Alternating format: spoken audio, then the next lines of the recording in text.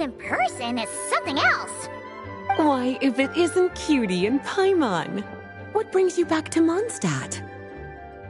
Let me guess. You missed me so much you just had to come visit. Is that it?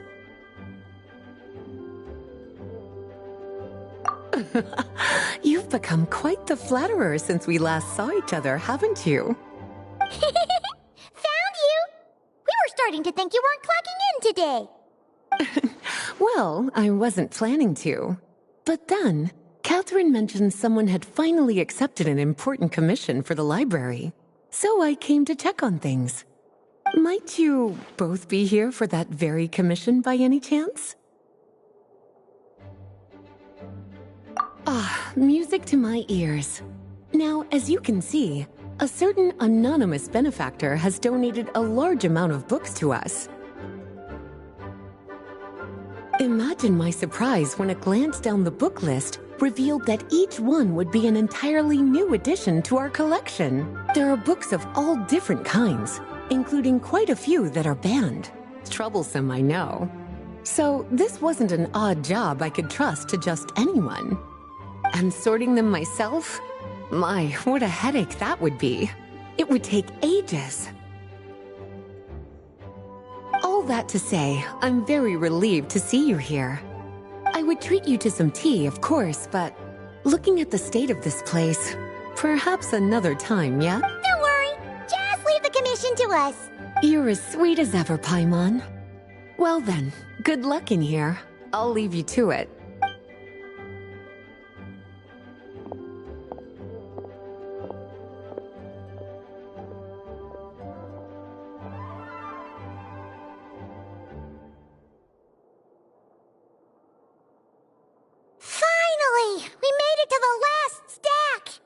Even are some of these books?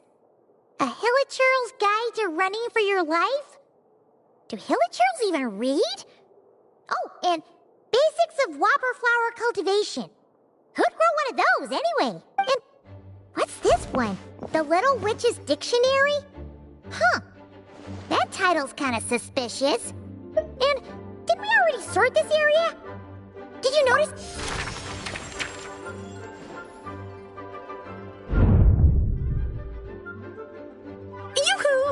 Looking for me? Alice? How did you get in here? You must not have noticed, Paimon. I wasn't the one who barged in at all. When you opened that dictionary, you entered a mage's domain. What? Ugh, Paimon knew that book had issues. Have you ever read the storybook, The Little Witch and the Undying Fire, by any chance?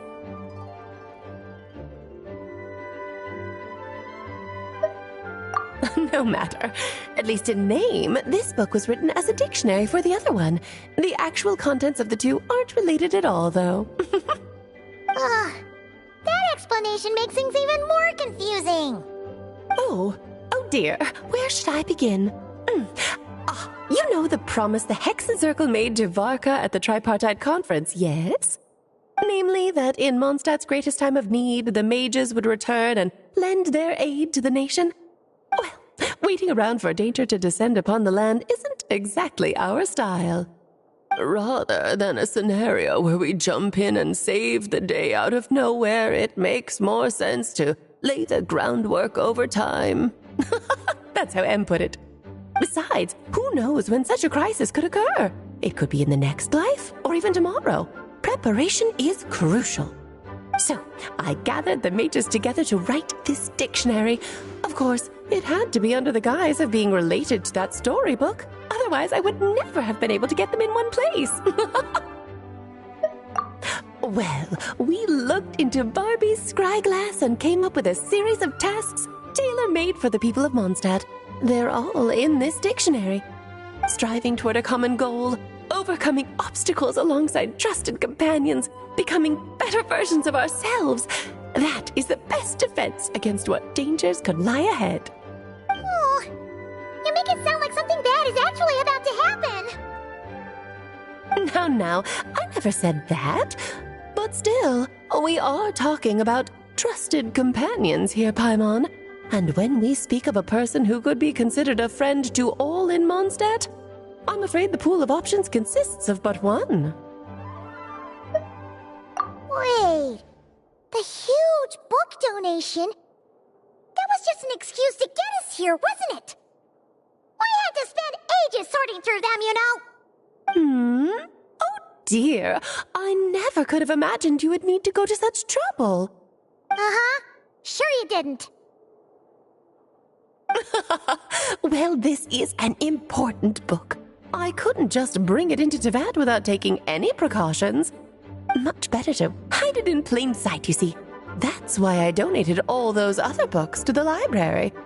Besides, it's not like this is a bad thing. Just think of it as an excuse to reunite with old friends. And as a favor to your dear Aunt Alice. Okay. If the goal is to help the people of Mondstadt, then we're in. We'll take the dictionary. And the next time we run into our friends, we'll pass your tasks and stuff along, okay? Wonderful. Then I'll let you get to it. Have fun!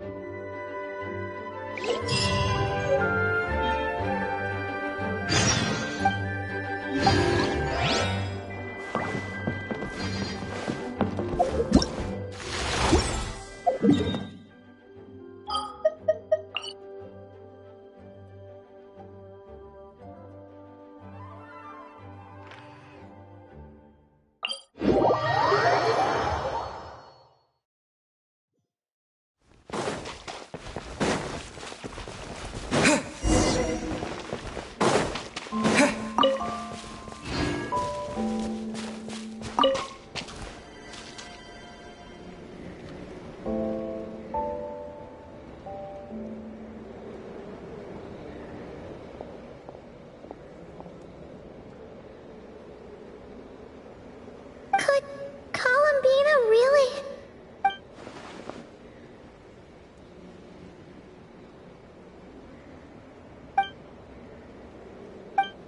Columbina?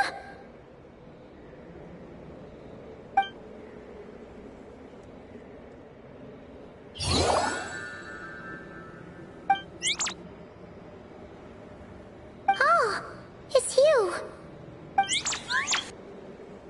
Are you also waiting for Columbina to come back?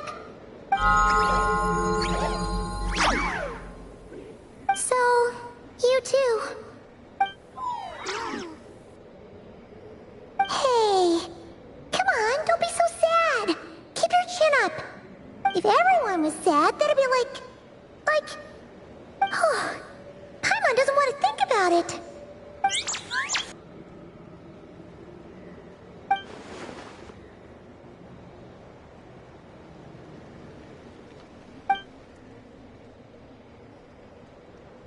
I haven't given up yet.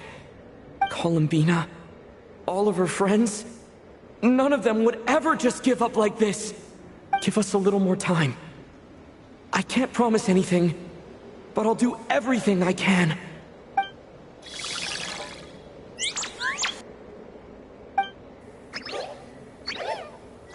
Are they cheering for us? Thank you. Do you need us to help you with something?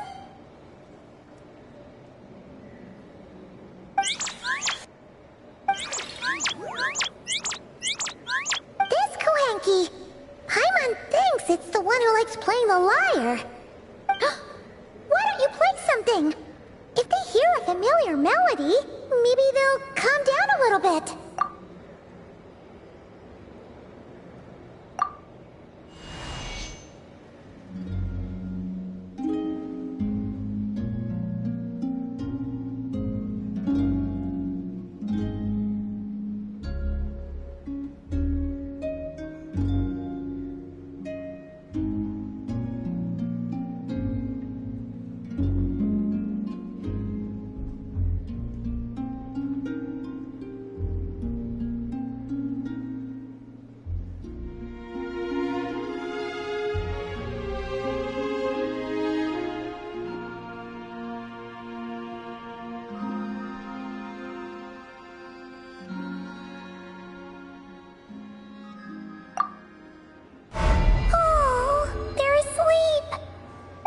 like they haven't had a good rest in a long time. Shh, let's leave.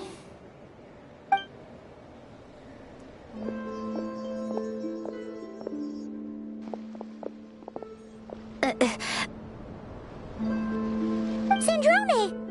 What are you doing here? What? Am I not allowed to take walks now? Thought as much. No such thing as a free miracle, you know. Hey, which way are you headed? Paimon means we don't see much of each other. Maybe we could join you for a bit. Let's not.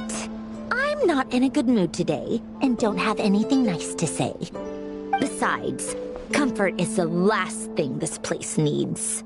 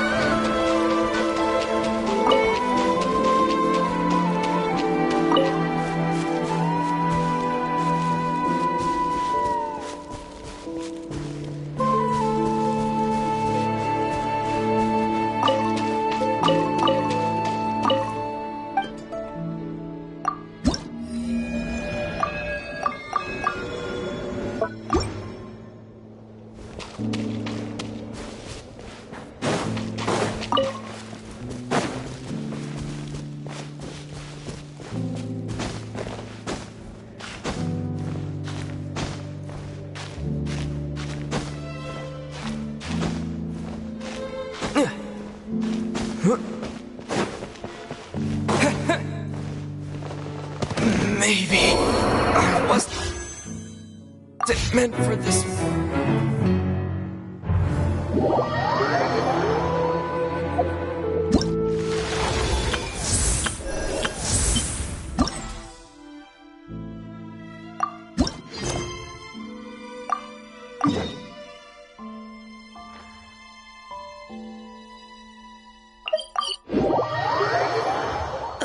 Traveler from beyond this world, will you witness this tale unfold?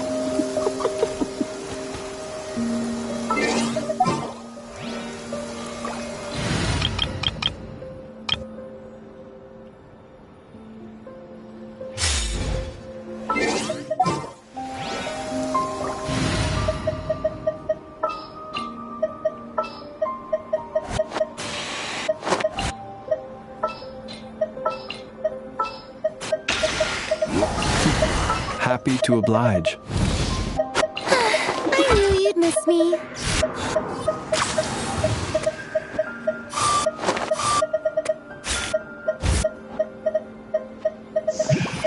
Do not be afraid. Alice? You recognized me just like that? Maybe I need to work on my impression.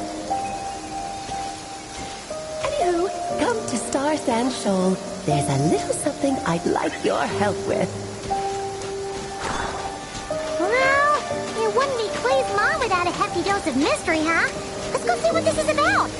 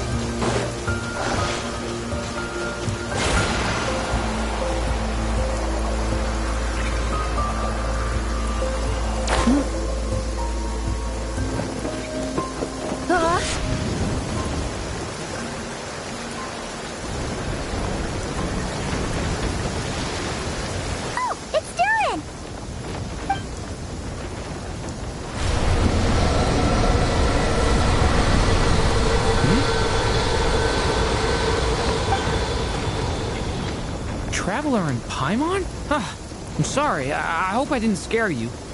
Oh, no, you didn't scare us. Just gave us a little surprise. Looks like you've gotten even more powerful now. I don't know.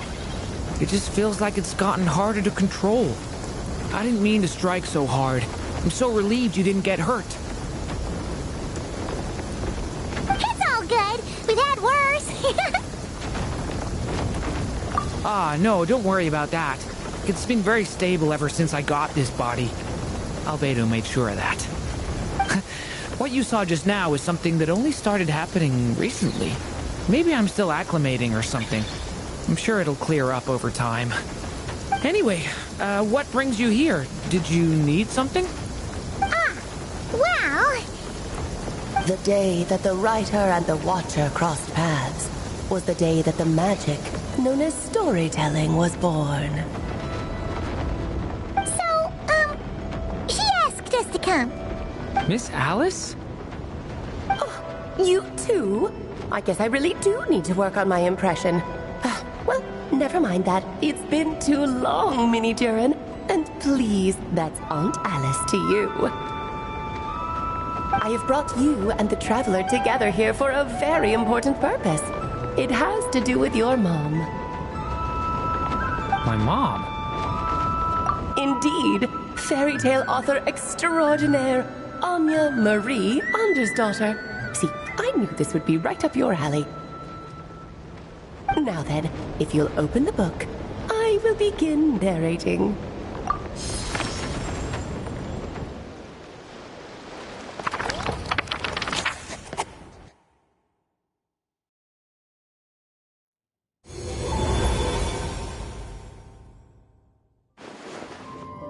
Whoa!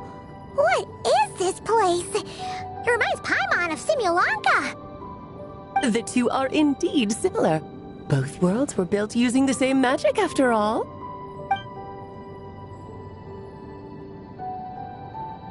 Aha!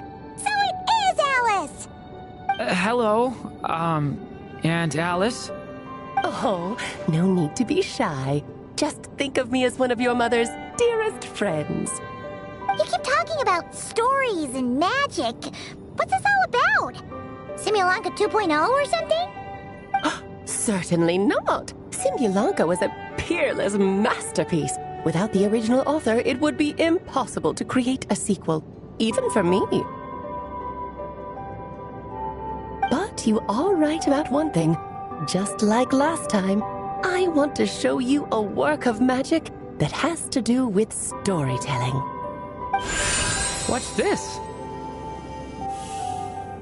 This is your mother's dying wish. My mother's dying wish was a book?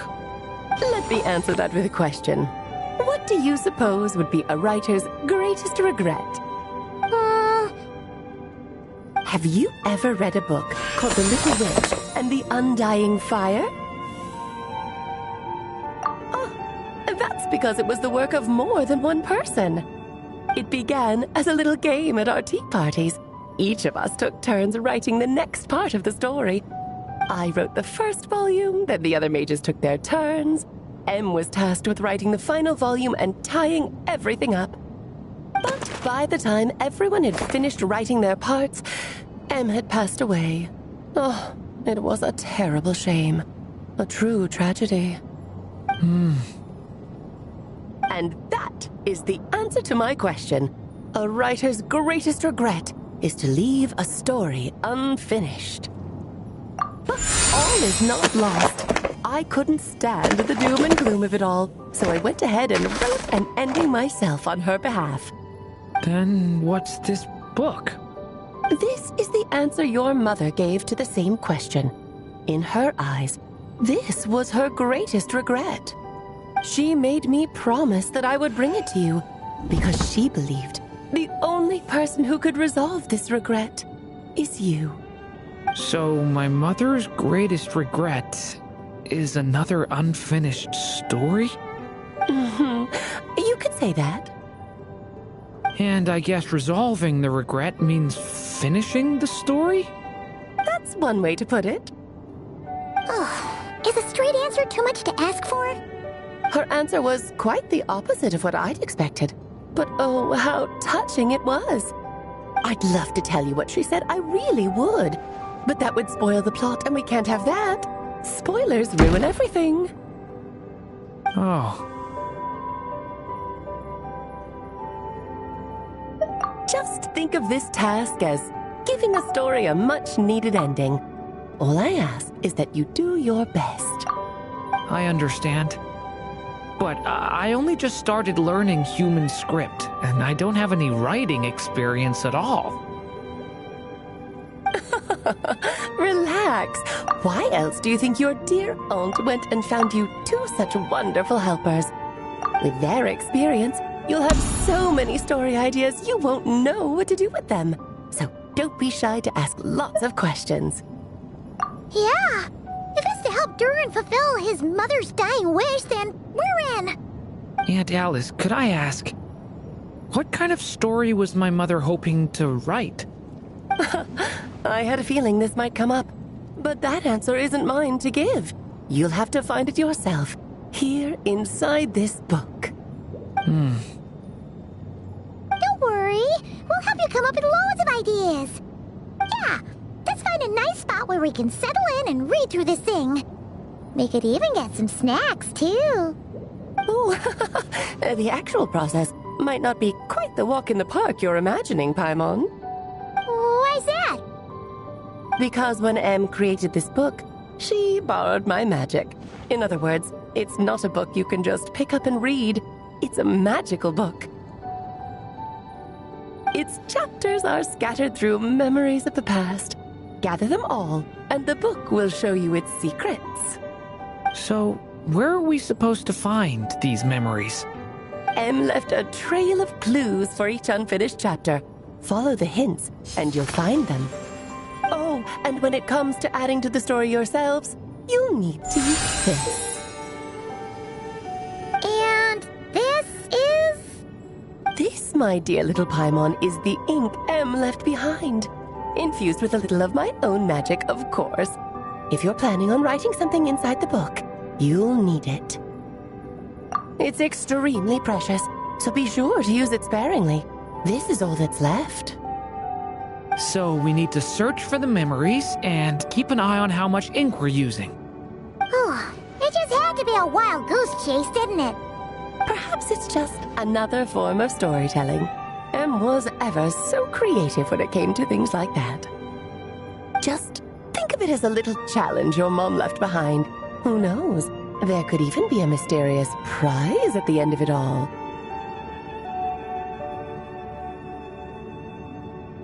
I don't care about that.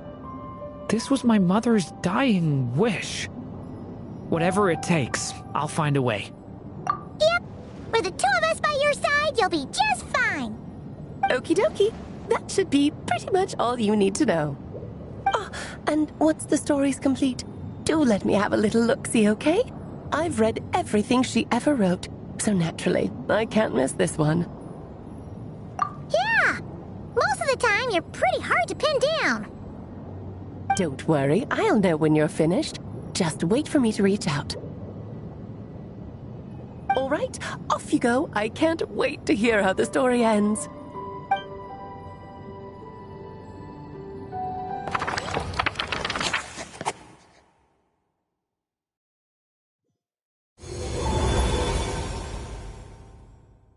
Oh, here we are again. Alice's magic really is incredible, huh? Right. Alice mentioned we should be on the lookout for clues. Huh? A corner of repose for countless tales, watched over by the honor of knights.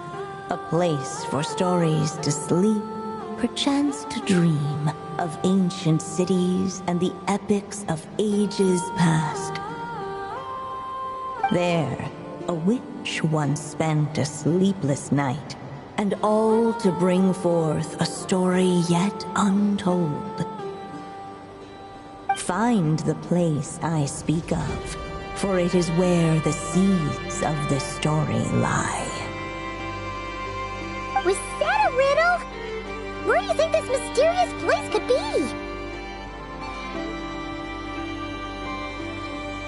Hey, you might actually be onto something. Guess that means we need to head back to Mondstadt? I had a feeling that's where we would be headed. After all, it's where my mother was from, and I bet it's where she wrote this story, too. Yeah, that makes sense. Still, I feel bad about dragging the two of you along on such a long journey. Don't worry about it. We don't really have much going on right now, so we're all yours. Come on, let's go!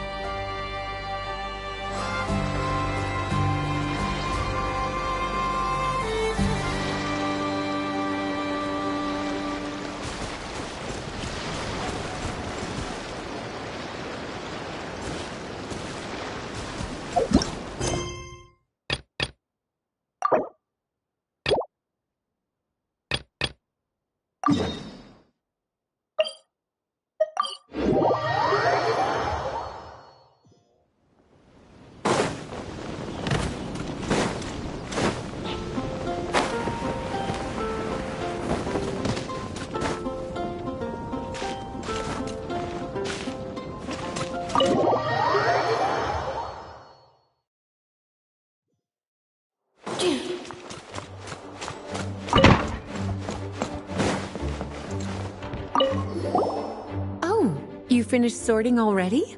That went much faster than I expected. Now then, what would you like in return, cutie? You freed up my whole afternoon helping me with that. How about we spend it together? Ah, so you noticed too. Such strange names, and even stranger contents.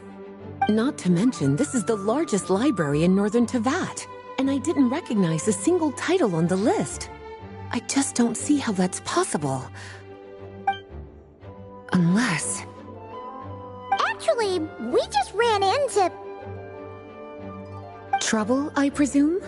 I think I'll steer clear if it's all the same to you. Besides, if a book exists in this world, then there's a place for them in this library. Better for them to remain here than end up in the hands of someone more... suspect. Anyway, here's your payment. Thanks again for all the help.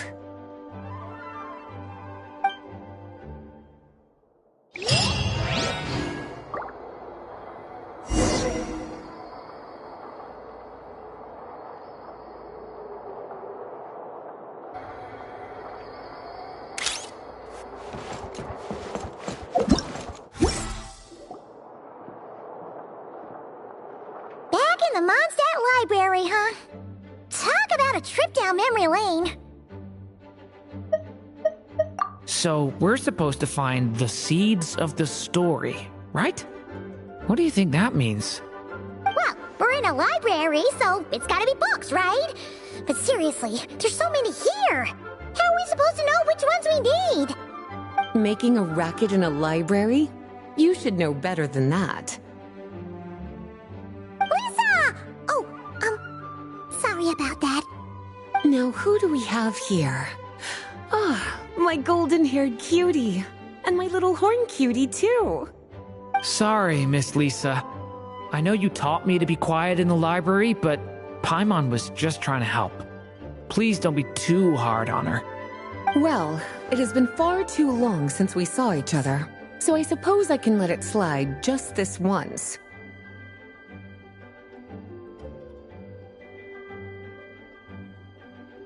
Back when he first arrived here, poor Jean wasn't sure what to do with him, so I stepped in to lend a hand. I figured, if I can handle a boy raised by wolves, then teaching one who's part dragon should be a walk in the park. Nice! Sounds like Durin was welcomed with open arms.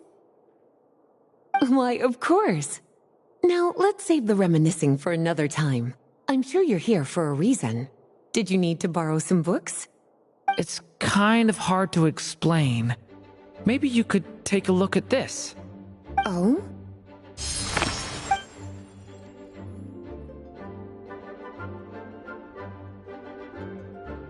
Ah, I I see. These so-called seeds of the story must be the books that inspired its creation. That's just how it is with stories. They grow out of the tales that came before them. And that mage, I can almost picture her here, hundreds of years ago, scribbling away at one of these very desks. But we don't know anything about this story. How are we supposed to figure out which books inspired it? As it happens, just before I found you here, I was looking into something rather peculiar. One of the knights reported seeing some books that weren't listed anywhere in our catalog. Stranger still, just as he went to reach out for them, the books vanished into thin air. And then a while later, while he was browsing through other shelves, there they were again. Seriously? That particular knight knows this library inside and out. I'd be very surprised if he was seeing things. Something tells me these might just be the magical books you're after. According to the report, there are 3 of these books in total. I'll be relying on you to track them down, cuties. Wait,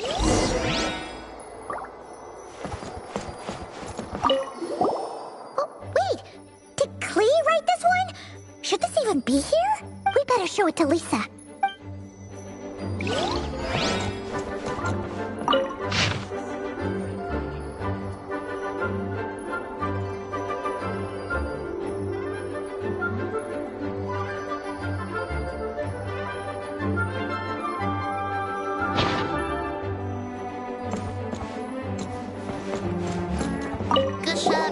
Kinda looks like a poetry collection.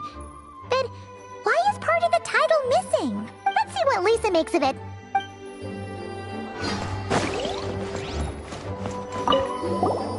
Second strongest spell in existence. Do not show Klee. Wait, there's actually a book like that right here in the Mondstadt library? That title's just gonna make people even more curious. Huh. There's definitely something fishy about this one. Let's hang on to this one for now. Could be one of the ones we're looking for. It's one of M's, after all.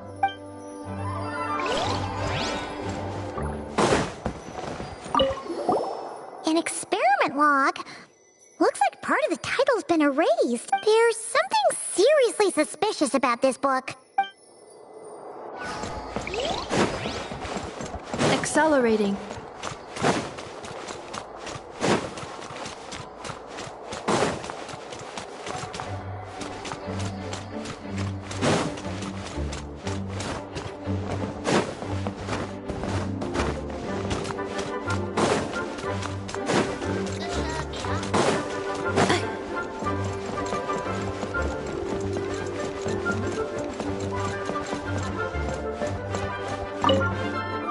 Well, did you manage to find them?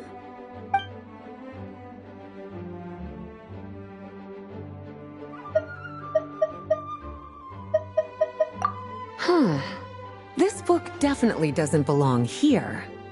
Yeah, we could tell just from reading the title. Albedo was the one who brought it in. He suggested I place it on the restricted list and keep it sealed away. Why? He said it's full of forbidden alchemical formulas, some of which could even result in the creation of dangerous monsters. Apparently, the danger it posed was so great, he didn't even feel like it was safe to carry around or keep it in his workshop. Really?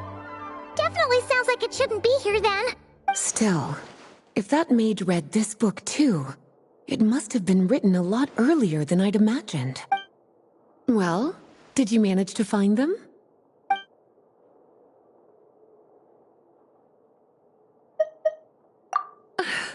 Well, it definitely shouldn't be here, but I'd highly doubt it's one of the books you're looking for.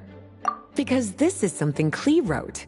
It's a compilation of all the best fish blasting spots around Mondstadt, as well as the most convenient places to stash her new jumpy dumpties. Of course, there's no way she'd get away with keeping a book like that in her bag. And she'd be in big trouble if Jean were to find out. Not only would the book itself be confiscated, but she'd be looking at a whole day in solitary confinement at the very least. Somehow, She figured out that the best place to hide it was right here. No place like a forest for hiding trees, huh?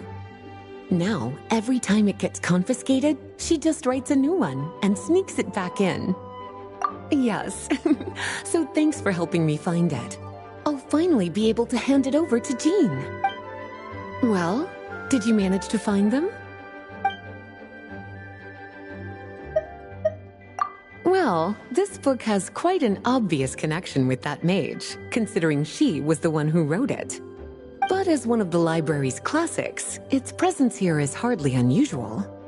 It really is a must-read, so if you haven't read it yet, that's your homework, cutie. Well, did you manage to find them?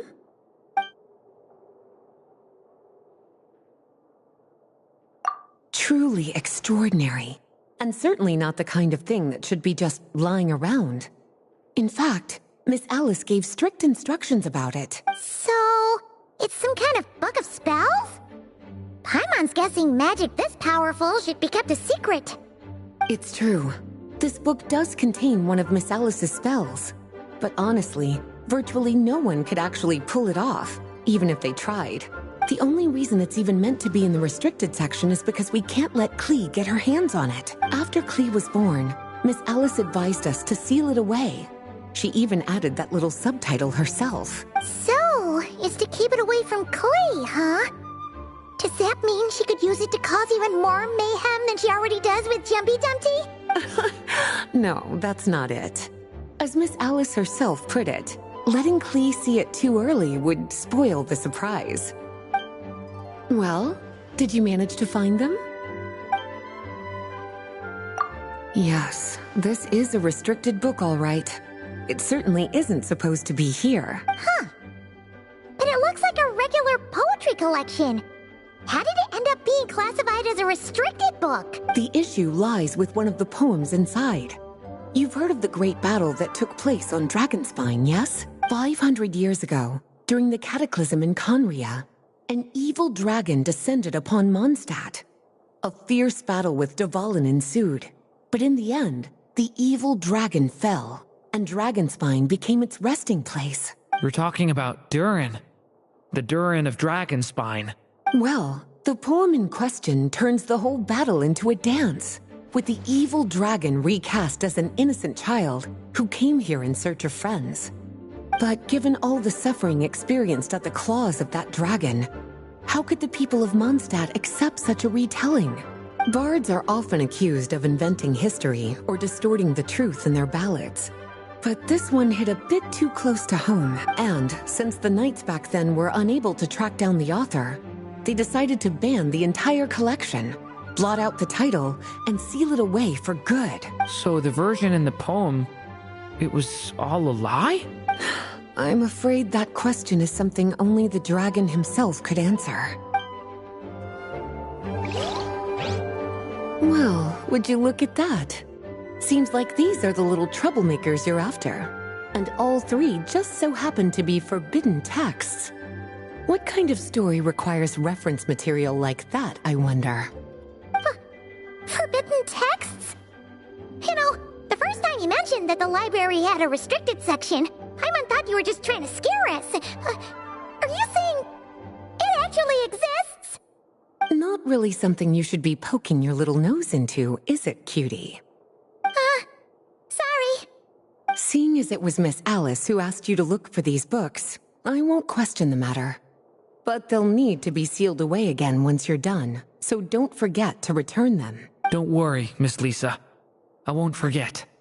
Well then, that's all from me. After all that hard work, I think I've earned myself a nice cup of tea. Alright, we've gathered all the reference books. What's next?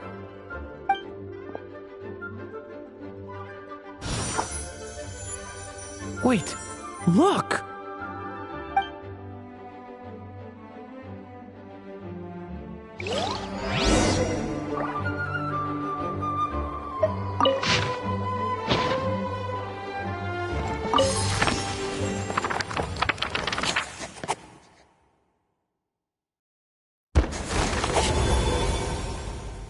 Long, long ago, an evil dragon descended upon the human world, bringing terrible calamity in its wake. Bravely did the people resist, until at last, the dragon lay slain. Later, a witch with a love for stories came upon the tale of the evil dragon, and for reasons she could not explain, felt a pang of sorrow on its behalf. For she knew, despite its body being born of wicked alchemy, all along, the dragon's soul was that of an innocent child. Right up to the moment of its death, it had no choice in becoming a vessel of calamity, nor could it fathom the cruel fate that lay before it. Though the witch had a love of stories, she was not pleased with how this one ended. No, that won't do, she thought. I'll write you a better ending instead. And so she set off to do just that, borrowing a little magic from her friend. With it, she wove a dragon's egg, resolving to rear a dragon child of her own. Yet long in thought she lingered, wondering what kind of world her little dragon ought to behold upon waking.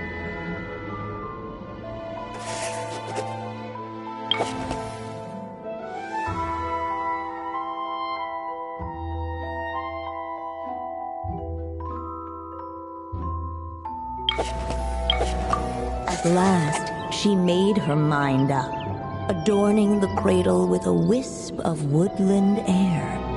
Then, she quietly waited for the egg to hatch.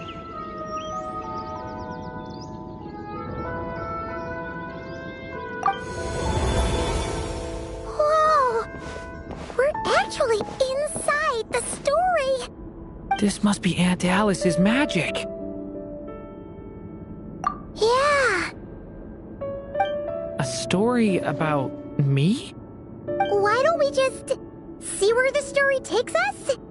All we know is the beginning at this point. Okay. And now a golden-haired traveler, a silvery sprite, and a dragon-born youth step onto the stage. What new chapter will their arrival bring? Whoa! That came out of nowhere! Was that the same voice we heard just now? Yeah. But why does it sound so familiar? I've missed this. It's just like the stories my mother used to tell me. You mean... Em? She used to tell you stories? Yeah, she loved it. Back when she was still alive. Sorry, we should focus on what we're here to do. So, now that we're in the story, what's next? The dragon youth wondered aloud. Yet all he could do was wait for the story to unfold.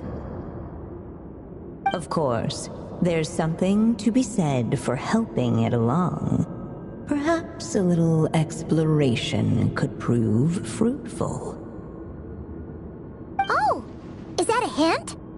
Yeah, I agree.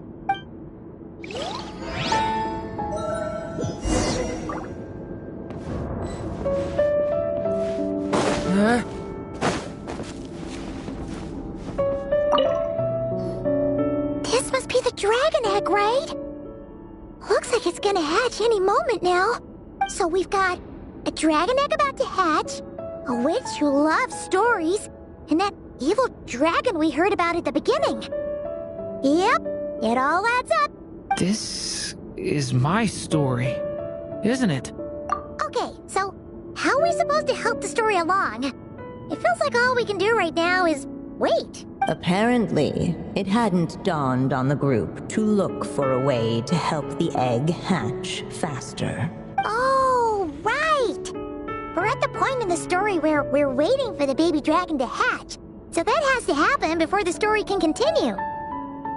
With the flames at his command, perhaps the dragon youth might be able to provide the egg with sufficient warmth. What? You want us to roast the dragon egg? The silvery sprite's surprise betrayed her lack of reading. For in countless tales, it is told that only by fire's embrace will a dragon's egg hatch swiftly. Huh, you... kinda... Okay, I'll see what I can do.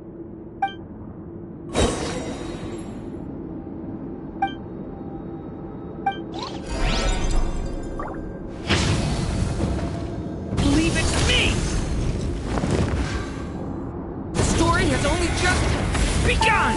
Let every unborn life be welcomed with tender anticipation, and may that warmth stay with it for a lifetime.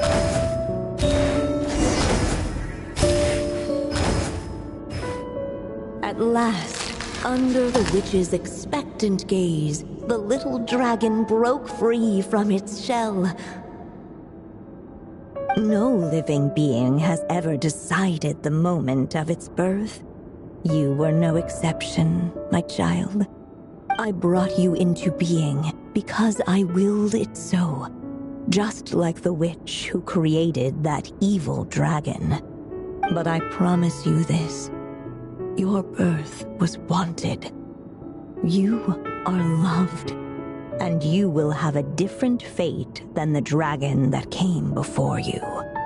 You've never told me those things before, but for some reason, I always knew.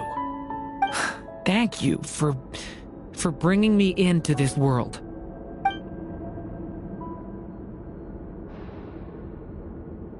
The waiting witch did not feel lonely, for she had 3 visitors by her side.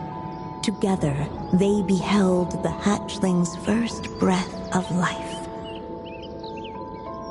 Holding her dragon child close, the witch promised him a life unlike that of the evil dragon.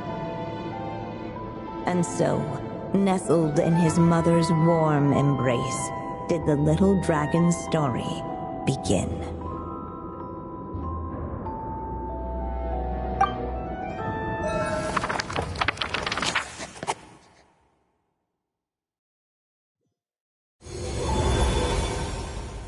Wait, isn't this Mondstadt? Looks like we're back in the real world. Looks like there's more written on the page now and less ink left than before. So, does that mean we've completed this chapter? Yeah, but why does M seem to think that the story isn't finished yet?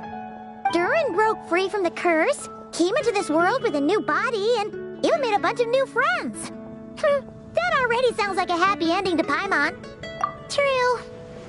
Everything's always so mysterious with these mages. Guess all we can do is wait for more clues. Huh.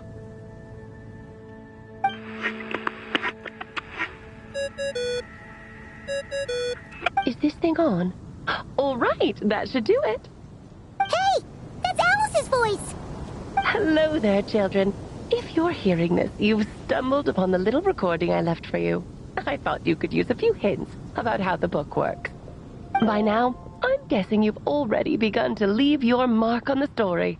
You should know, however, that the book needs time to absorb the ink, so the next chapter's clues won't show up right away. Wait, so even magic ink needs time to dry? The good news is, you can return to any chapter you've already completed and continue to explore the mystical, magical storybook world you helped create. Have fun, dearies. Toodles! Aw, man! Paimon was so ready to knock this out in one go! Maybe it's for the best. Sooner or later, we'll end up being whisked off to another world again, and if that happens, who knows when we'll be able to come back. So it might be good to take a break while we can. A break. Yeah! Paimon has a sudden craving for the good hunter's sticky honey roast. And we happen to be in Mondstadt, so... So let's meet up here later. I need to find Miss Lisa to return those books anyway.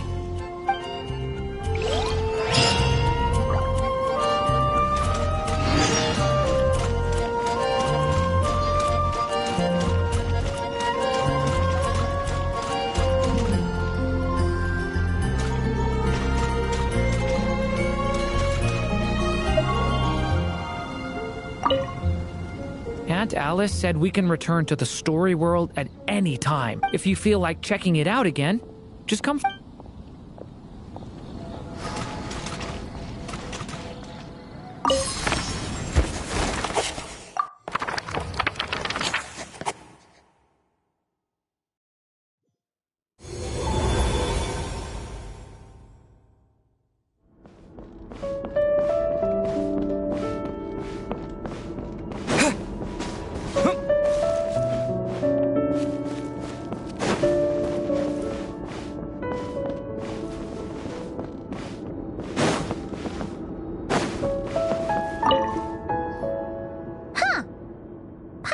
Remember seeing this many manuscripts last time we were here.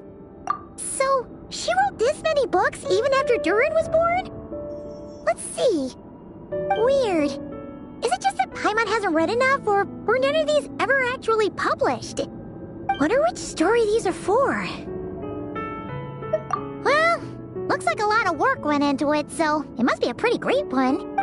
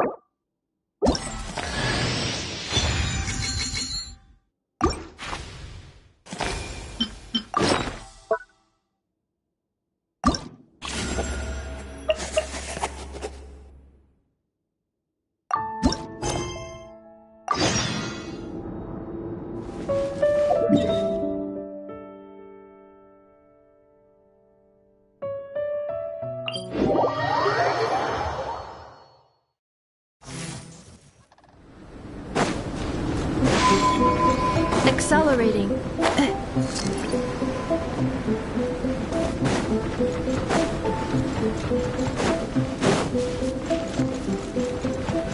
Oh, Albedo's over there. Wonder what he's doing.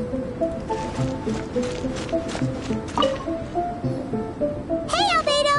Thought we'd find you here. Oh, are you painting? Yes, I finally have a moment to myself.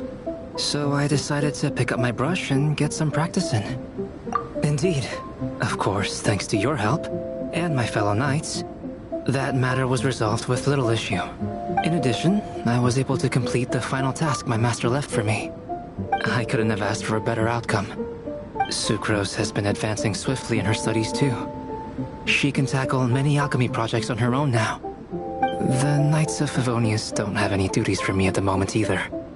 No responsibilities, no tasks, no problems to resolve. It's not. It just feels strange, not having to rack my brain for solutions to all manner of problems. To be quite honest, I'm finding the idle life a bit hard to get used to. I keep finding myself considering if there might be other issues that need solving. But unfortunately for me, Mondstadt seems perfectly problem-free at the moment. There's nothing wrong with enjoying a bit of me time. Nothing good comes from working yourself to the bone. But if you're really that bored, you can come hang out with us. Paimon will teach you the true art of doing nothing. Well, I suppose I should learn from the best. Traveler, don't say things like that. You're gonna jinx us. Strange to see you so idle, Albedo. But considering that you've completed Master Rhine Daughter's final task, I suppose you deserve a break. See? What did Paimon tell ya? You asked for trouble, and here it comes. Sabas, what are you doing here? Yes, he's also one of my master's creations. I suppose that makes him a family member of sorts. Don't you take that tone with me. I'll have you know that I alone keep that giant house in order as its butler. And yes, that has meant dealing with the assorted collection of vials and jars that you and Master use, washing them, drying them, all that work done by one cat. Wait, you're a butler? How does that work? How do you handle vials and stuff without, you know, thumbs? How do you stay afloat in midair? Huh? It's just something Paimon's always known how to do. Housekeeping is the same for me. Such facts are not up for question, and shall receive no answers. Hey! You're not allowed to say the same answer that Paimon said!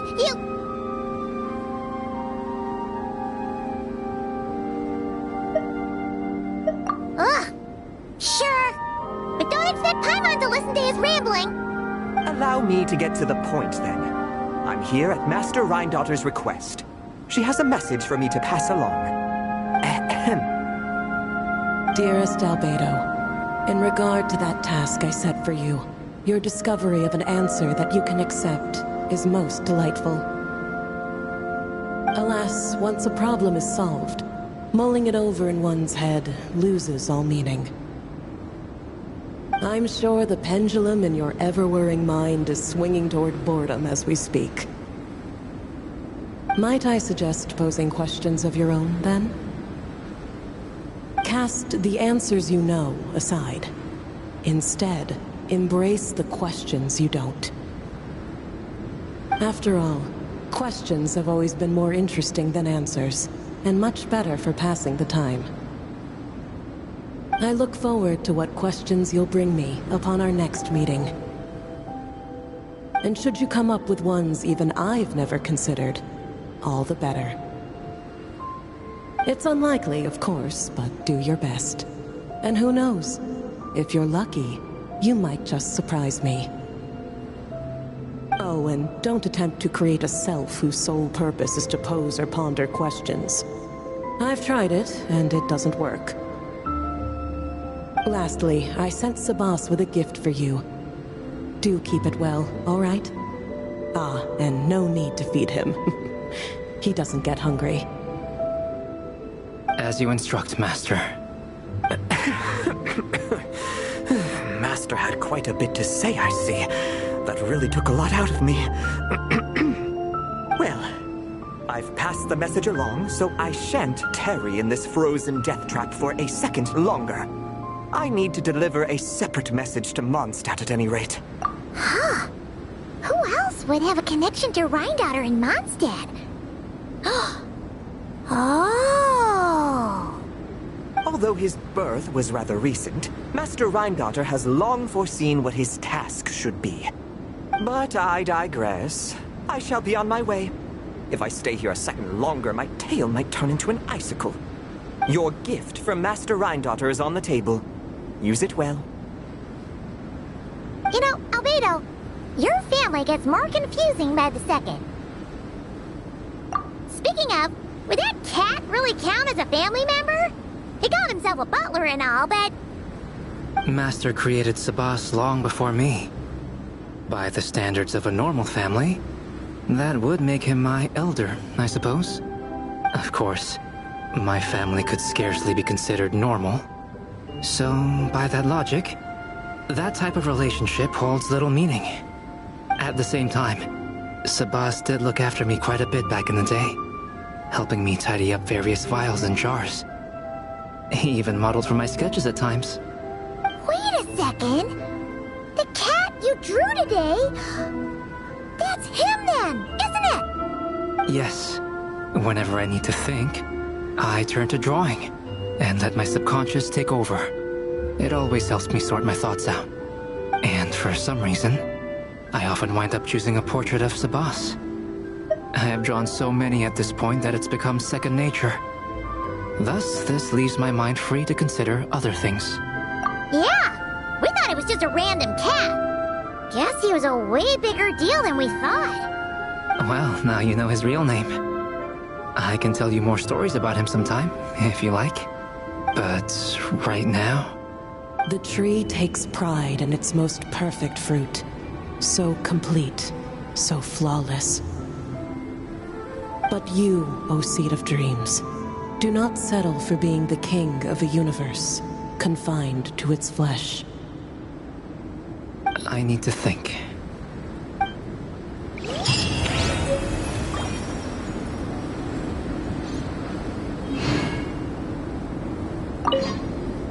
New questions.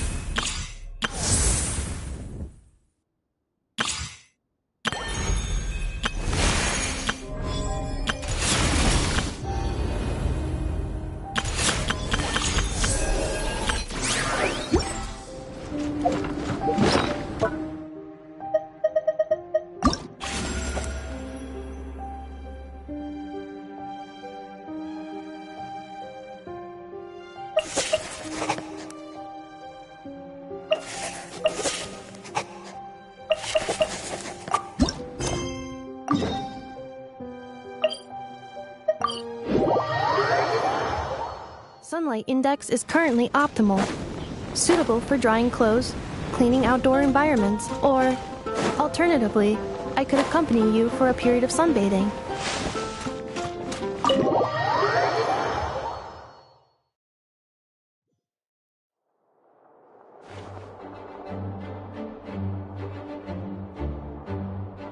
Hey, Durin! So this is where you've been! Oh, Traveler, Paimon. What are you doing here? The real question is, what are you doing cooped up in here reading a book? The weather's nice out there, you know. Oh, well, ever since I've had more chances to interact with the people of Mondstadt, I've been having trouble telling when people are joking. For example, I saw a beautiful flower the last time I was at the florist, so I told the shopkeeper, and she said, if you like these weeds so much, you should add some mint and sweet flowers and make it a bouquet. So I did as she said, and when I showed her the finished bouquet, she gave me a frankly terrifying look. Later, Albedo opined that this happened because I have trouble understanding the meaning behind words. So after I learned the Mondstadt script, he told me I could come here and read. I was born from a storybook, so I felt that these books might be able to teach me more about the rules of this world. And, well, I guess I lost track of time. So, did you guys need something? Yeah, we have a message to pass along from Rhindaughter. Oh, it's from Aunt Rhindaughter? No, I'm just surprised. Rhindaughter is my mom's friend, and the mother of the dragon that once existed in my stead. I supplanted him, took the fate that should have been his. So if she dislikes me, well, I'm not sure what I'd do. Yeah, we're here for you. But seriously, Paimon doesn't think it's anything bad. That does make me feel better. Well, I guess I should open it.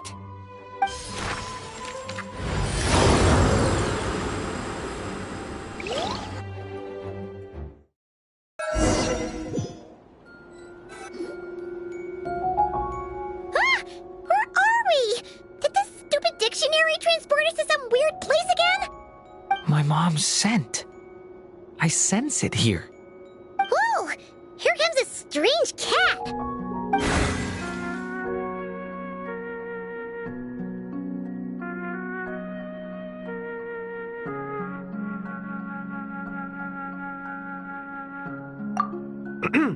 I have a message to deliver on Master Rhindaughter's behalf.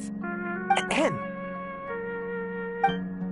This is the first time we're meeting, so I'm not sure how to address you. But since you're Hem's child, I suppose I'll stick with Mini Durin. Though you appear smaller than the Durin that came before you, that same strength flows through your veins, not a drop less. He was a child of Humus, an incomplete creation. Thus he lacked the will to control his own strength. Yet this power was beyond what he could withstand, and so it twisted him, consumed him, thus sealing his ultimate fate. Albedo claims that you have transcended this tainted blood, becoming a being much like himself. That is his opinion. I remain unconvinced. I trust only the facts, only that which I see for myself. So take this chance, child of M. Prove yourself to me.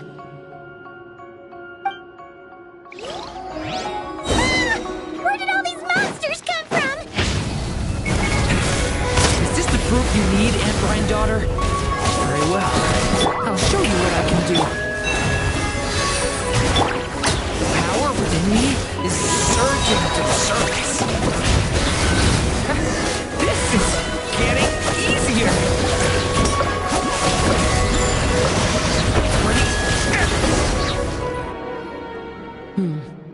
Looks like Albedo wasn't mistaken after all. Next time, maybe don't ambush us with a bunch of monsters just to prove a point. Still, I do feel like I can control my power more freely now that we've defeated them. After hearing about you, I prepared a technique that would seal the dark power in your blood. I had planned to take this opportunity to pass it on to you.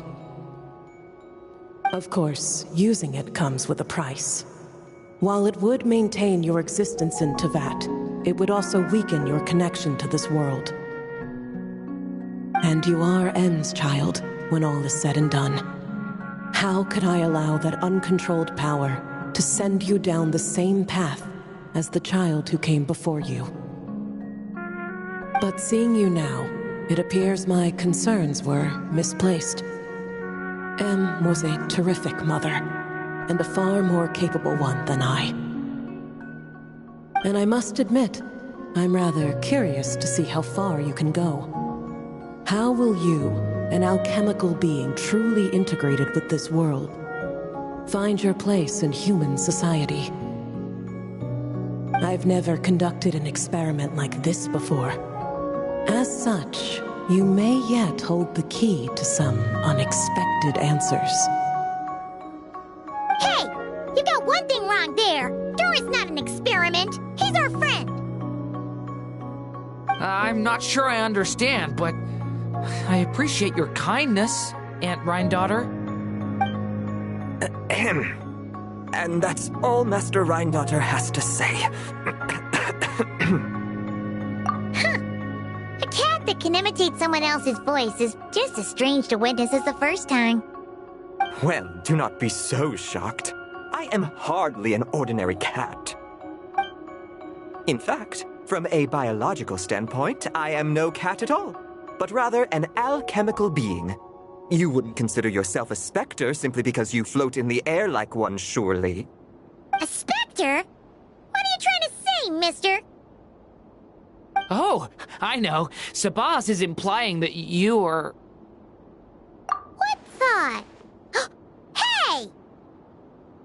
Oh, and considering how Master Granddaughter's message ended, I suppose this technique is useless now. I'll just destroy it. Few and far between are the people that can make her reconsider. Quite the impressive feat, young man. With that done, I'll be going now. I have another message to pass along. Perhaps we'll meet again sometime.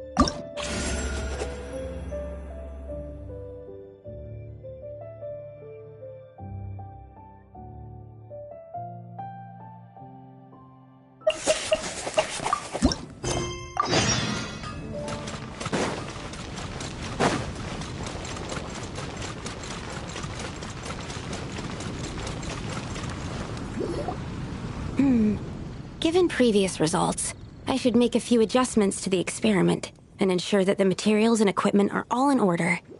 As for the potion I need to make... Oh, Traveler, Paimon, what brings you here? We're here to help with your task. We wanted to see if you could use some extra hands. My task? Oh, you mean the one Mr. Albedo told me about? The one from the Hexenzirkel? Well, you're just in time. The experiment is ongoing, and I was just about to work on it. Ongoing? So, you've been working on it all this time? Yes.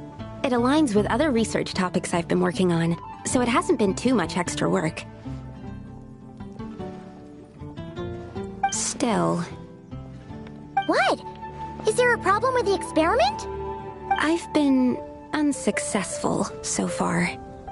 Oh, so it keeps failing, huh?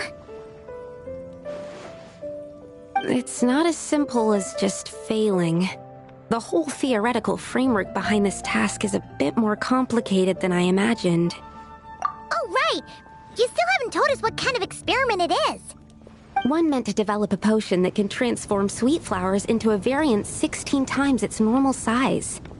That is to say, the formulation of Botanical Augmentation Reagent Type 4, Iteration 7. As you can probably guess, this is my 7th time running the experiment. Wow! So, basically, we need to make growth serum. Or the 7th version of one. Well, yeah, that's about right. This is my 7th attempt, but I didn't make many adjustments to the formula this time, because both the theoretical principles behind this experiment and the products of the process prove there's nothing wrong with it. But you haven't succeeded yet, right? Yes.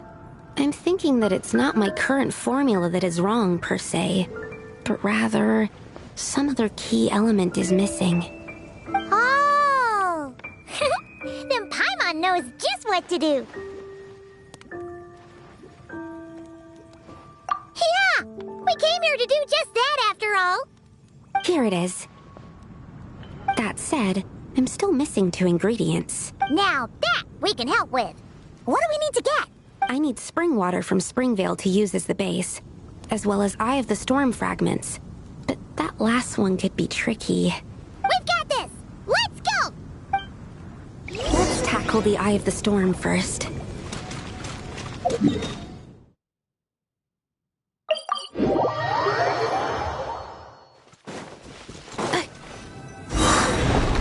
Stand clear.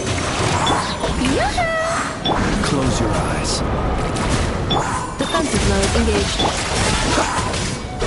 Alright, that's the first ingredient done. Wow, you two work fast. That step usually takes me forever. We can get the spring water down there.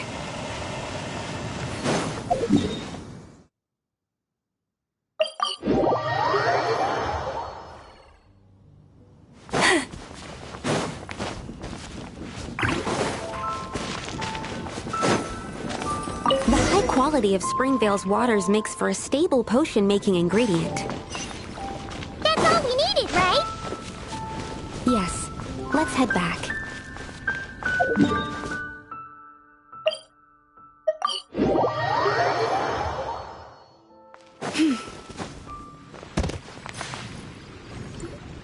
All right, the ingredients are ready and the cauldron is just over there, so we should be good to go. But, Is something wrong?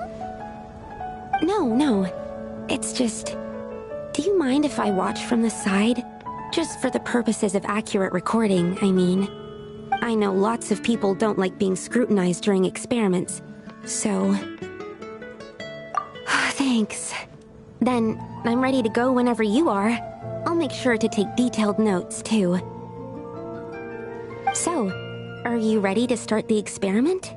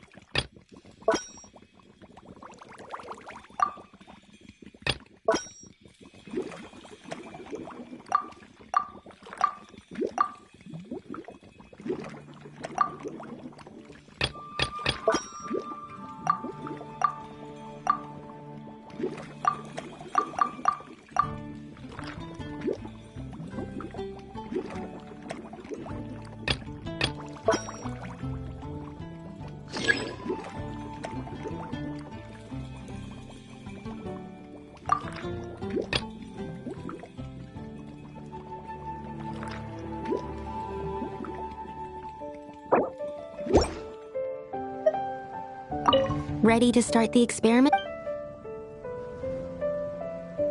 Ready to start...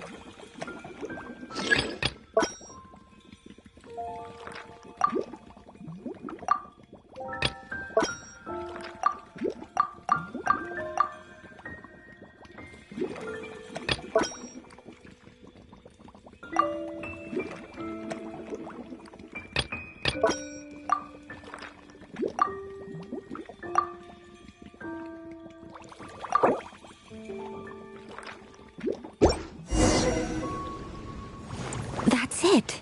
Your execution was perfect. Really? Yes, I don't see any flaws in the brewing at all. Let me extract some and test the product's composition. One moment. Yes, like I said, flawless execution. The potion is perfect. It's exactly what I was expecting. So? Was the 7th time the charm? Upon examination, it seems identical to the previous 6 iterations. Oh! Wouldn't that make the results identical? Not necessarily. Experimental outcomes can differ even with similar variables all around. You never know what the result will be. That's what makes experiments valuable in the first place. Come, let's test this thing out. I planted some sweet flowers beforehand which we can use. We just need to douse them with the potion and see what happens.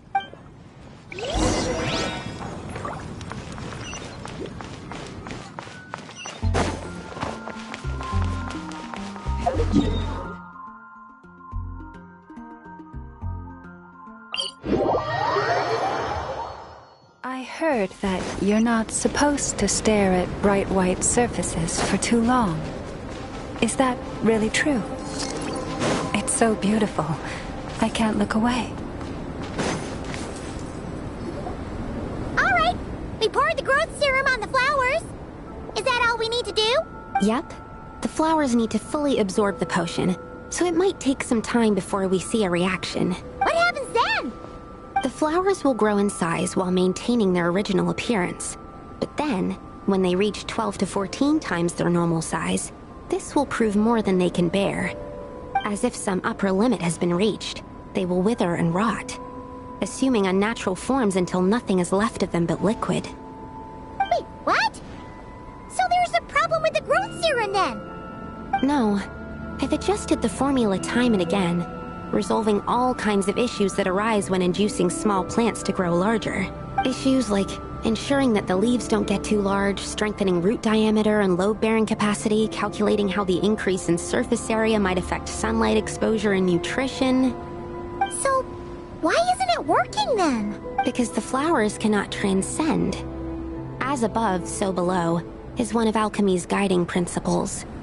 Alchemy seeks mastery over matter, but this world has its limits. It's like a specification etched into the law that governs all things. Part of the purpose of doing multiple experiments is to determine if this specification is stable. Exactly. It proves that the limit continues to exist. Okay, this is all a bit over Paimon's head, but basically, you needed the experiment to fail to prove that the limits and borders in this world are stable? Oh, what a weird experiment. Huh? Looks like one of the flowers is reacting. Wait a second. That's not a sweet flower at all! Careful! It's a Whopper flower. It must have absorbed some of the potion. Wait, but that's happened before, and it's never gotten this big either. Can this mean... We can talk about this later! Let's get rid of it first! Animal hypostasis simulation! Animal testing! Shower me with praise! Receive my blessing. Cleanup sequence initiated. Observe. The night cometh.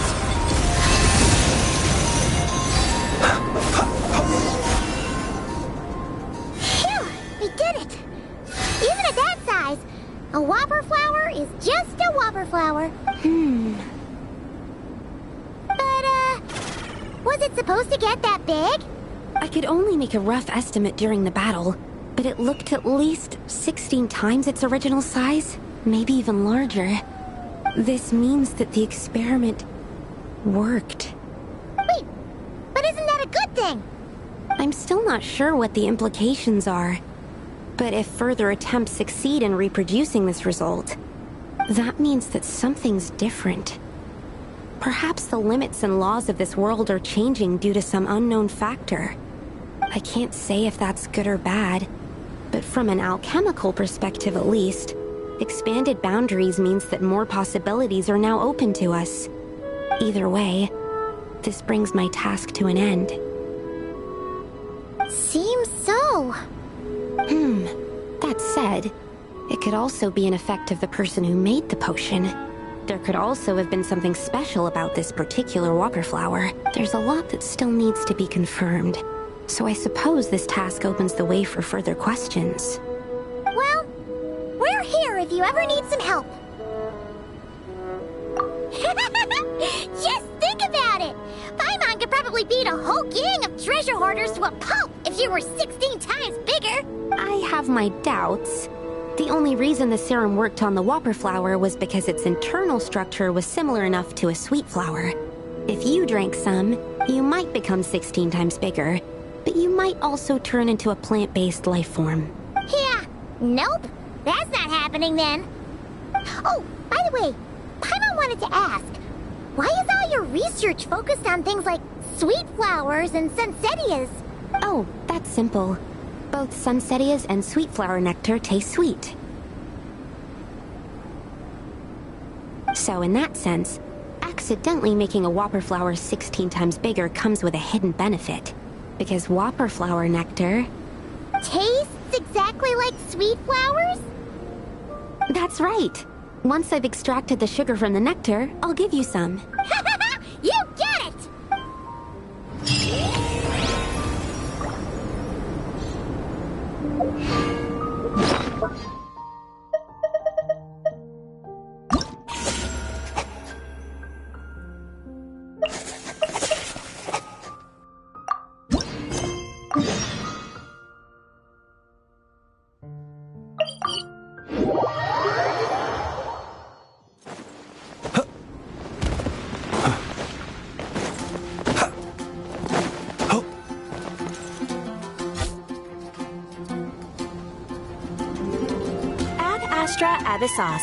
Greetings, traveler. Hey there, Catherine!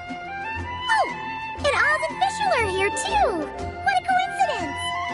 All things in this universe must plunge into darkness.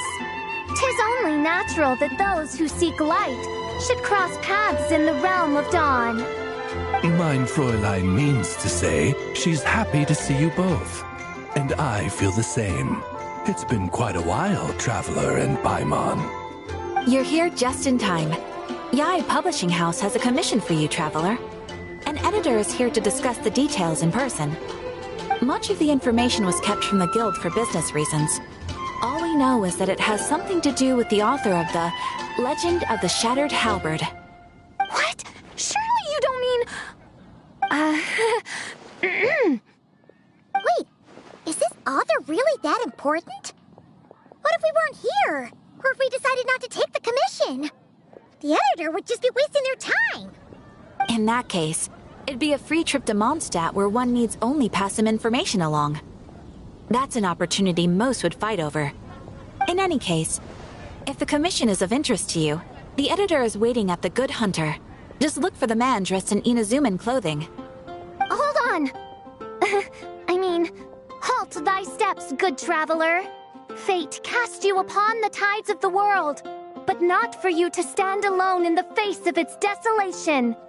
Nay, you step forth onto the path of the Immernachtreich. What mein Fräulein means to say is, she would like to go with you. Wow, you seem really jazzed about this commission, Fischl. Do you have some kind of insider information? Well, let's head to the Good Hunter to meet with this editor then. Ad Astra Abyssosk.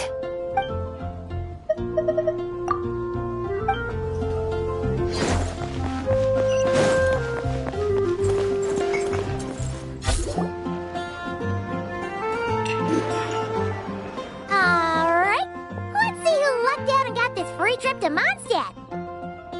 Wait, you're Shing! Genu's editor Onodera! Traveler, thank you for all you've done for us in the past. I come here today with a commission from Lady Yai, with which I'd like your help, should you be willing. Oh, and might I ask who this person dressed like Princess Fischl is? You have the pleasure of speaking to our eminent person, Fischl, Prinzessin de Vertelang. Mein Fräulein means to say that her name is Fischl, and that she is most pleased to meet you. Yep, this is Fischl. She's a reliable adventurer, and she's here to help. Yeah, I, kinda got that the first time. Since thou hast learned my name, understand this. To speak it is to be absolved. Praise it, therefore, and thou shalt earn thine salvation. Mein Fräulein means to say, she... Ah, I see. I completely concur, milady. Remembering names is simply basic etiquette. And if you might lend me succor in solving this problem, I shall indeed praise your names to the heavens above. As many times as necessary, in fact. You understood Fischl language before Oz could even finish translating. Well, let's get down to brass tacks then. Now, have you heard of the author Mr. Nine? He's famous for writing the legend of the Shattered Halberd. Flowers. What was that, mein Fräulein? Flowers for Princess Fischl. That's what Mr. Nine is actually famous for. Mein Fräulein means to say, even should the Creator be cold and unmoving, the Prinzessin and her Immernachtreich's resplendence might yet compel them to weep. Well, sure. The author of Flowers for Princess Fischl, Mr. Nine. He sent a letter from Nodcry asking for help, and he seems to be in bad shape. So ask the Adventurers Guild or a local mercenary to find him. Seems pretty simple to Paimon. Where it's so simple. But here's the problem. We don't know anything about Mr. Nine. What he looks like, how old he is, where he's from. He's only ever communicated with us via letter, from addresses all over Teyvat. And he's never showed up to our annual meeting or events. Not once. So, what are we supposed to do? Well, we'll need to investigate Mr. Nine's identity, that's for sure. We did a bit of digging ourselves, and we realized that ever since completing the Shattered Halberd series, Mr. Nine's handwriting began to change. His initial editor has decided to retire to focus on his own writing. And he didn't have much to add either. Whatever hath once existed in this world is enshrined in the memory of the Prinzessin de Vertelang, to endure unchanging in her Immernachtreich. For from the sacred primordial words flow the wellspring of all cause and consequence. Mein Fräulein means to say that... Yes, we had the same idea. So, we tracked down the original manuscript of the Legend of the Shattered Halberd. Oh man! Genu's gonna be so mad he missed out on this. Wait, you didn't need Oz to translate this time either, Onodera.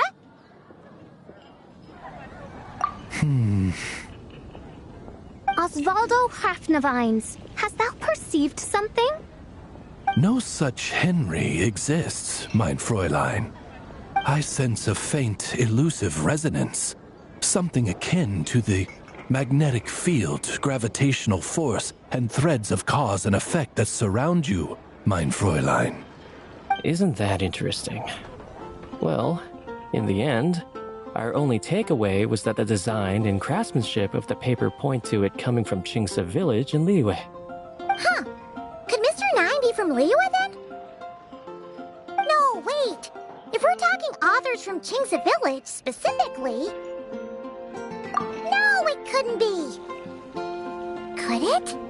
Chong the Ninth? Ah, I've heard of him. He won a Best New Author award for the first apprentice of Guhua. It matters not. Though the Saint of Tears and the Saint of Atonement perform manifold labors on divergent principles, their power flows but from a single source.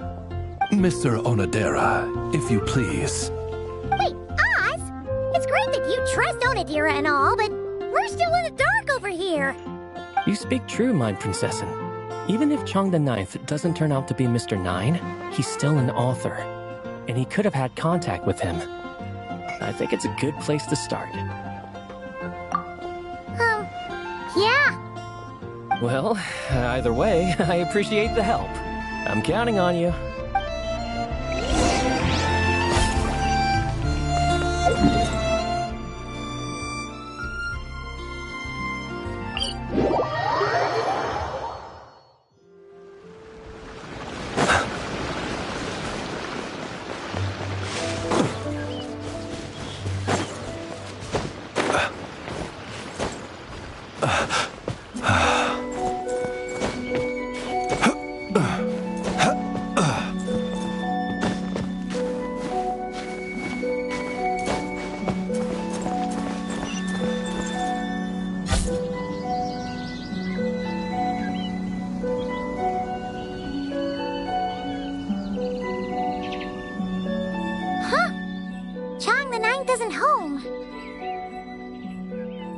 Doesn't look like there's anyone around we can ask either. Shall we wait?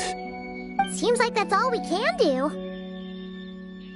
Still, could his absence mean that he really is Mr. Nine, now kidnapped and sent to Nodcry? Perhaps we should have a look around his house. Barging in without permission seems wrong. But if he really is Mr. Nine, then... Okay, let's do it.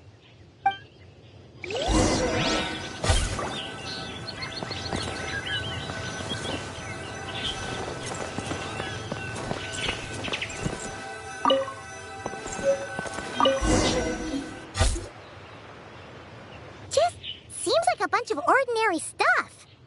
Nay, I, the Prinzessin, have beheld the mystery of the universe enshrined in these specks of dust.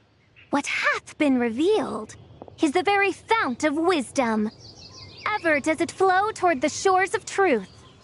Mein Fräulein means to say, she thinks this is a clue.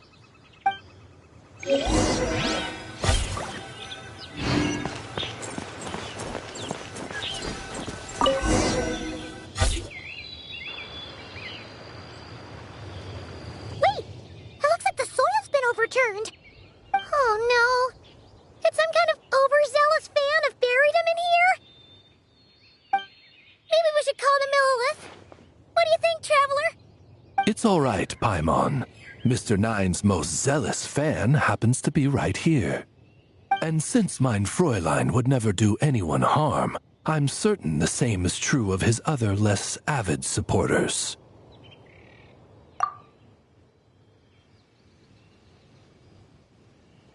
What is the meaning of this? I'm calling the Millilith. Chong the Nine! You're not dead! Or kidnapped! What are you even talking about? Oh, wait a second.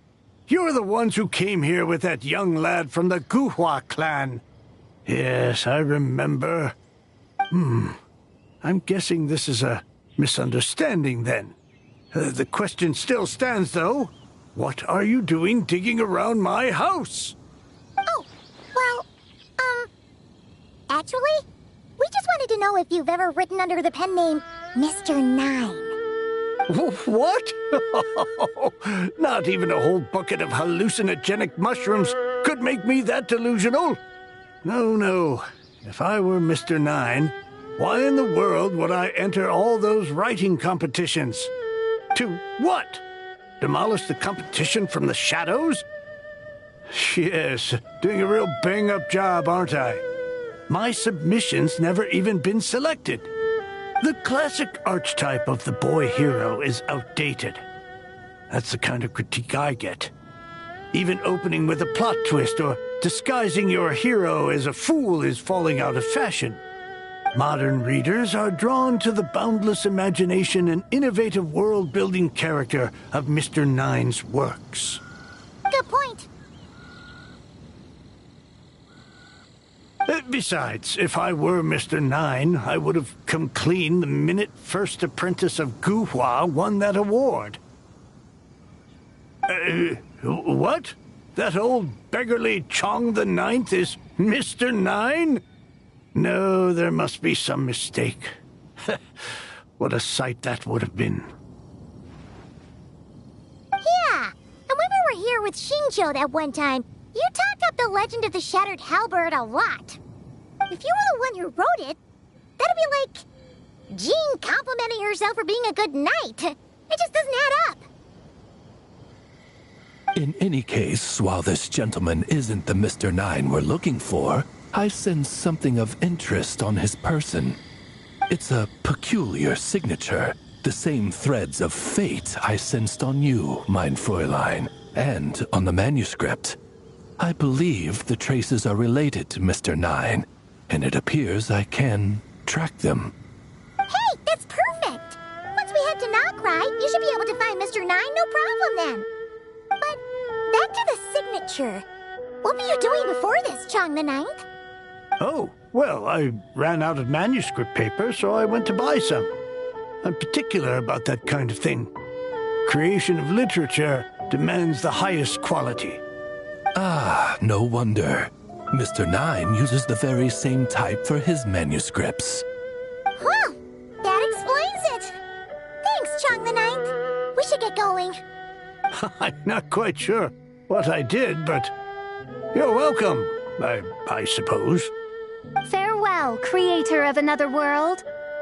Though I must say, the laws and narratives thou hast ordained can scarce compare to the dream dust sedimented in the Immernachtreich.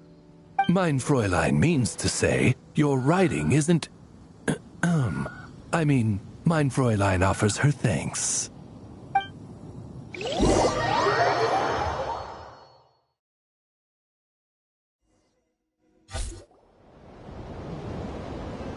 It should be up ahead.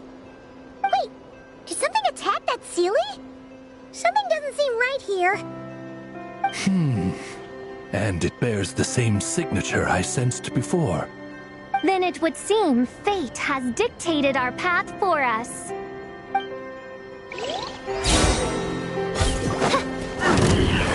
By royal decree, Midnight Phantasmagoria! Strike a pose! Poem has begun. Defensive mode engaged.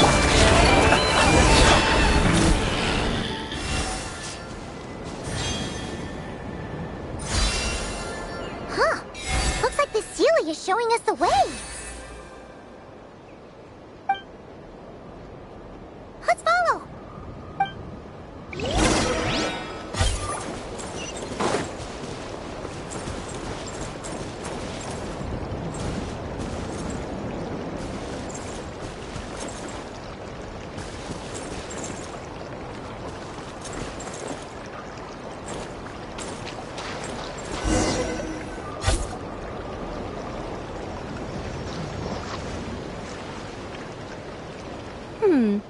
What are you doing here? Wait, that voice. It's Nicole! Also, that should be our line.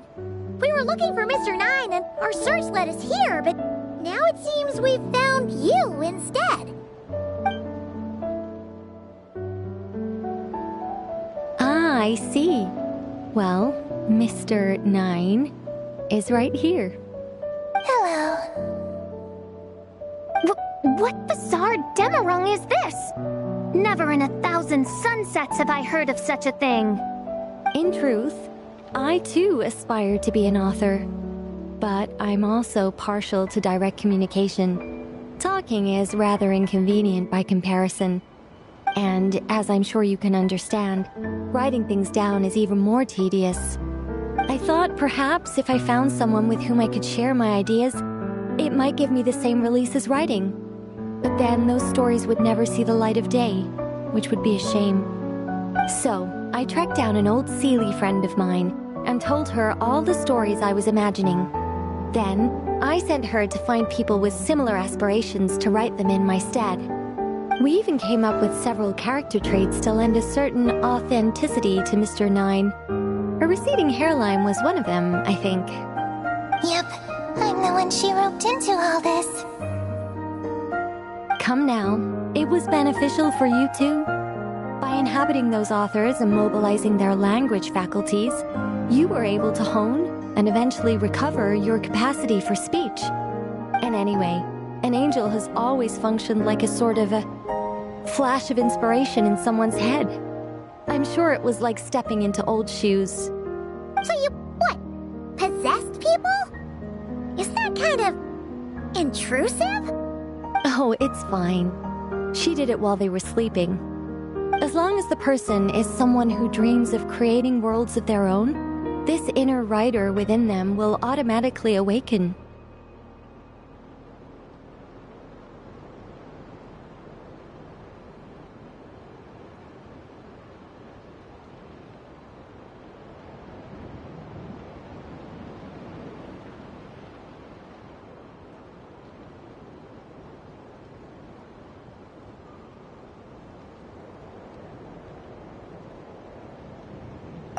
Wait, but what about the letter and the strange intuitions Oz has been having?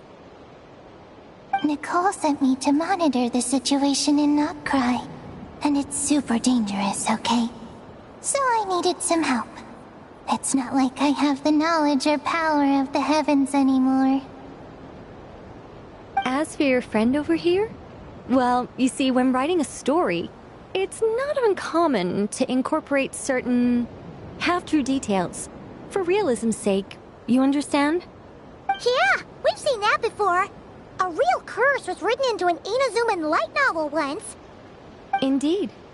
In a similar vein, Mr. Nine's stories are full of metaphors, including one for the creation of life. What it describes isn't made up, per se. We just never imagined someone would actually manage to use it. Until you came along, young lady. Mein Fräulein is speechless. So if I may ask in her stead, did she manage to use one of these half-truths in Mr. Nine's novels to create me? It was more like 70% made up, 30% true. No, it was 90% made up, 10% true. I thought it was too dangerous, so I changed it. See, I knew you'd never read my books. You don't seem too surprised, Oz. Well, I suppose I've vaguely sensed this since the beginning. Regardless, it is an honor to serve mein Fräulein. Well, once our affairs in Nodcry are resolved, Mr. Nine will be able to return home. Yes, just tell them that when you return. I don't want to be your eyes here. It's too dangerous. Oh, but, while you're at it, could you pass a message along to that guy in Chengsa Village? I've been splitting the royalties with him 90-10. His share's been buried in his yard all these years. Wait, what do you use the Mora for? I bury it, and then lead people to the treasure. Guiding people is in our nature. It's what I love to do. Feel free to come search for my personal stash someday. I've buried it at the furthest end of the Immernachtreich. I will. I absolutely will. Mein Fräulein? And, I just want to say that I really like your books, Mr. Nine. What mein Fräulein means is, though the cosmos stretch forth in unending darkness, yet shall come an hour when all things shine. I'm glad to hear it. All in all, it seems you've already found my greatest treasure. All right, that settles that. Now, I need to have a quick argument with Mr. Nine about who really deserves to be considered first author. Absolutely not.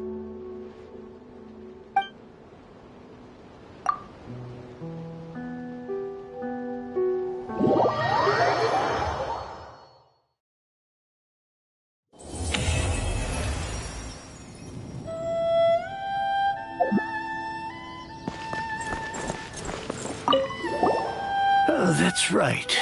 Just channel Mr. Nine. How would he write this particular essay? Hey, Chang the Ninth! We have something for you! Oh? What is... What? Where did all this Mora come from? About that. So, the thing is... Right. Mr. Nine really admires your work, so he decided to fund your writing career. Wait, what? So, channeling Mr. Nine actually worked? I can't believe it!